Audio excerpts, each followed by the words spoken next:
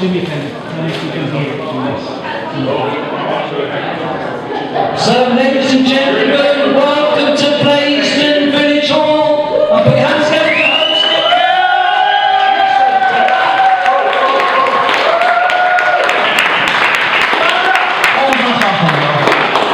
Every time.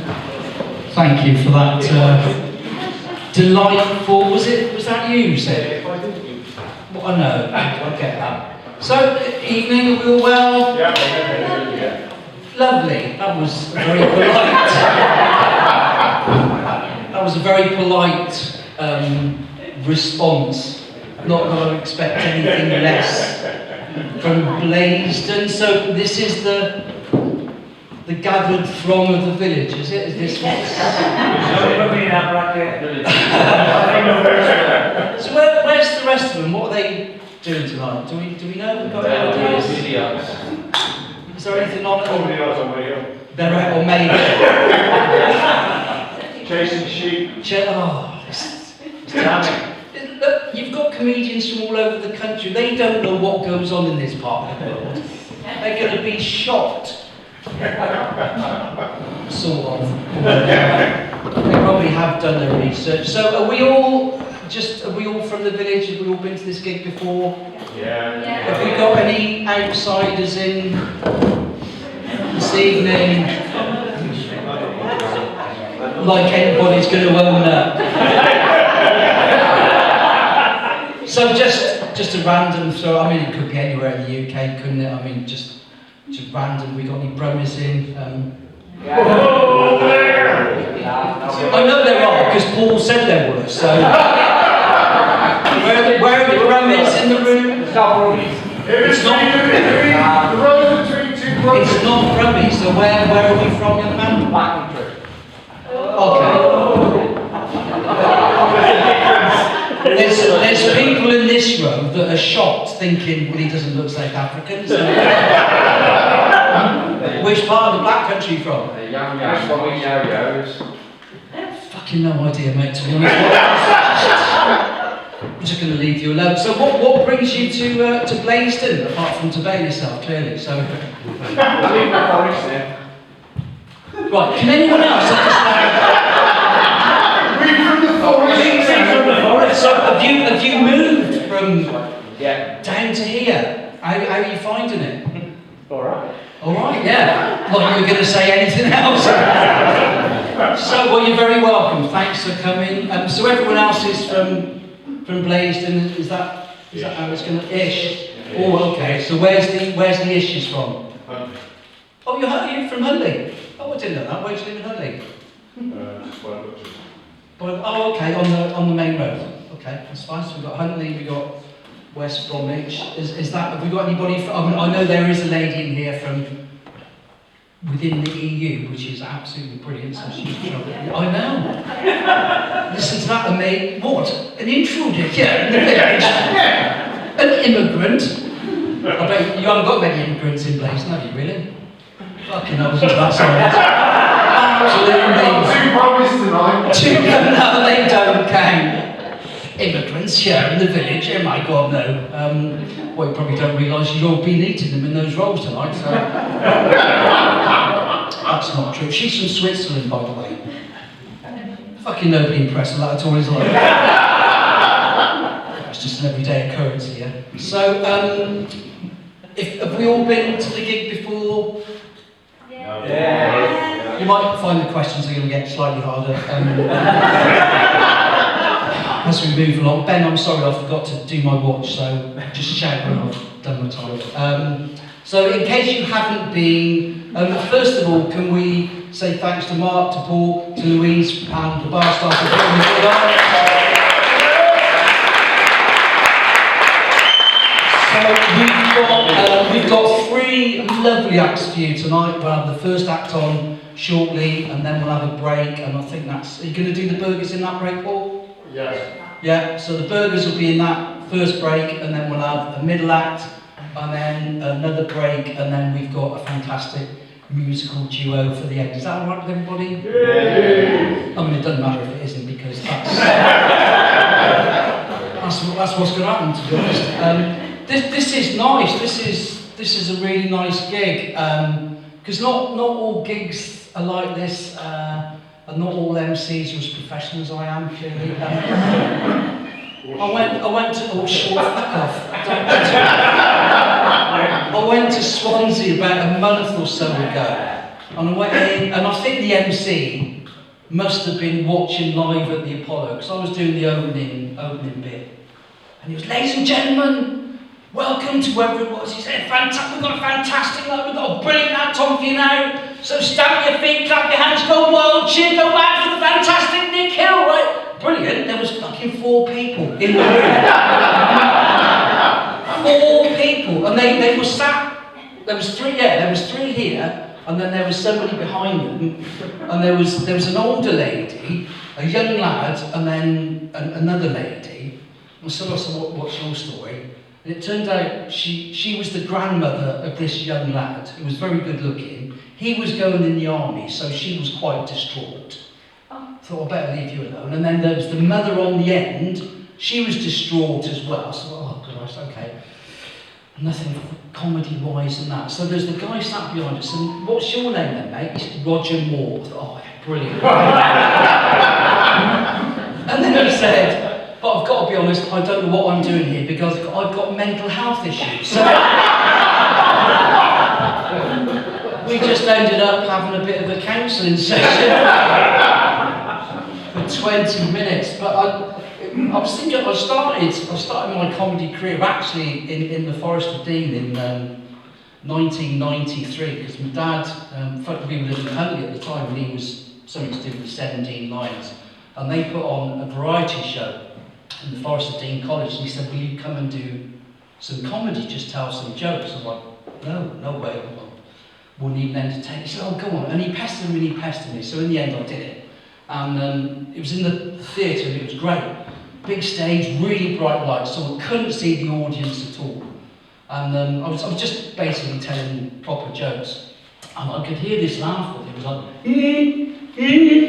so, oh, at least somebody's enjoying themselves. And when the lights went up, in the front row was about 4 adult, mentally handicapped people. Jesus Christ. So I left comedy alone for about 10 years. And then I did a gig at Westbury Village Hall. I did 5 minutes, and that went really well. And I got invited to do a gig at the golf club in Colford. And I went on, and I was quite confident and cocky then, and I was just doing my stuff. And there was 2 blokes near the front, and they were chatting. I said, excuse me, boys, I'm trying to work, so would you mind shutting up? And quick as a flash, they said, yeah, as soon as you say something funny, we will. It's harsh life. It's no fun. And I did a gig at the Parliament Rooms in Gloucester, and I think before the gig started, the people were coming in, and they disturbed the bat. So this bat was flying round and ducking over all the audiences. And this lady came up to me and she said, "You're the MC, aren't you?" I said, "Yeah, I'm can you do something about that bat?" I said, "Yeah, I'll tell you what I'll do. I'll wait till it lands and I'll have a word with it, shall I?" And she was like, "Yeah, if you could, that would be." So we were talking about, I can't remember what I was talking about. We got onto the subject of animals and pets. And I said, well, has anybody here got a pet? "Yeah, I have." "Okay, what have you got?" "She's got a dog." So I've got 2 actually. I said, "Okay, that's nice. Are they at home?" She said, "Yeah, sort of." Well, either they are or they are. Well, no, they are at home. "Okay, what are their names?" She told me their names. So we just found out a little bit about her and everything else. And I said, "So, what will the dogs be waiting for you tonight when you go home?" She said, "I doubt it. They're dead. I buried them in my garden." I thought this could only happen in Gloucester. But talking about Huntley, I don't know if you went, but I did a gig at Huntley Village Hall. So I did this gig in Huntley Village Hall just before Christmas. And I've got to be honest, I haven't worked this story out yet, so if it goes wrong, I don't think you can. Did this gig, and I said, "Oh, I used to live in Huntley. I used to live in the bungalow next to the Red Lion." And this lady said, "Oh, I live there now." "Oh, okay, that was fine." In the interval, she came up to me and she said, don't take this the wrong way. And I thought, oh my God, what was she going to say? She said, don't take this the wrong way, but after the gig, do you want to come back with me to look at the house? She was about 70. Partly thought, I probably would. She said, just have a look, for old time's sake. I said, yeah. She said, come back. And then she said, come back and see what we've done to the place. So I thought, that implied she'd got a partner or husband. So yeah, that would be lovely. So it was only a little walk back to where we used to live. And I'm walking up the drive and she said, oh, we've done this and we've done that and you won't recognise it. We've done blah, blah, blah. Went in and I thought, well, I can't hear anyone else here. I said, so is your husband out tonight? She said, oh, no, he's dead. Right, I'm alone in a fucking strange woman's house. See, I told you I haven't worked this story out. There's no punchline to this. Work with it. Working there. Apart from the fact, I probably was in there for about 20 minutes, and when I got home later on, my wife said, oh, you're late back. Why is that? Car broke down. I still haven't told her the truth to this day. Yeah, that story definitely needs work on it.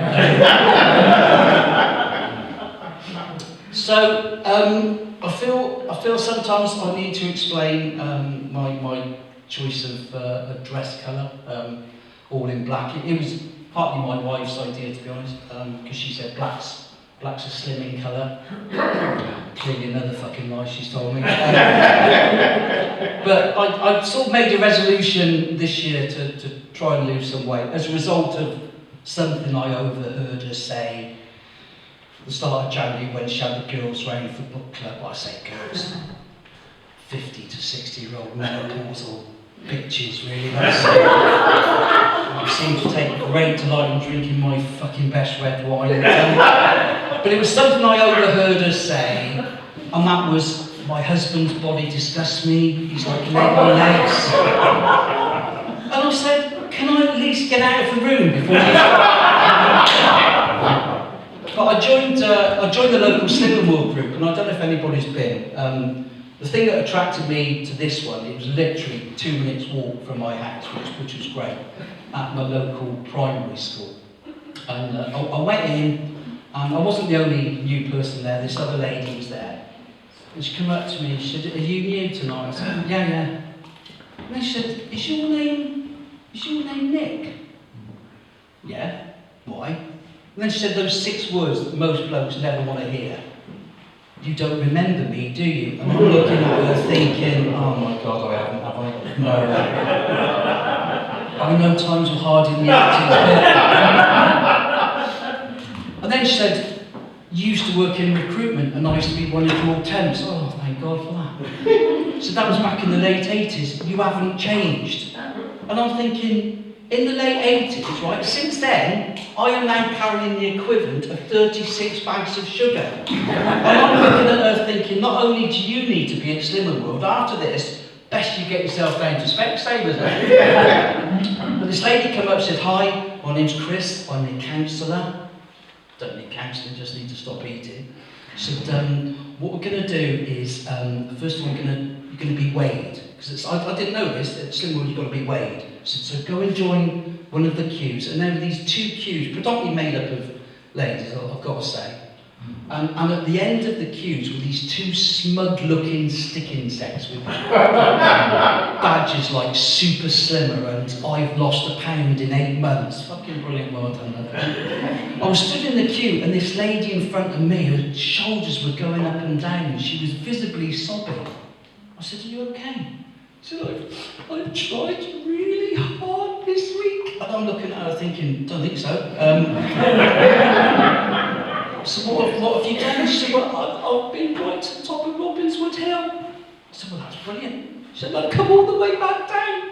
I said, well, that's great, nothing to cry about though. She said, but there's a chip shop at the bottom. Bless her, so I'm not going back. So So, listen, as I said, we've got a great night for you tonight. I've gigged with all these acts, and I think you've got quite a diverse mix, so I'm pretty certain you're going to enjoy every single one of them. And so we've got our first act. Are we ready for our first act of the evening? Yeah. So I first gigged with this young man, I think it was last year, and I loved him from the start, and he's done several gigs for me now. His name is Ben Trelaw, so please make him very welcome, the lovely Ben Trelaw.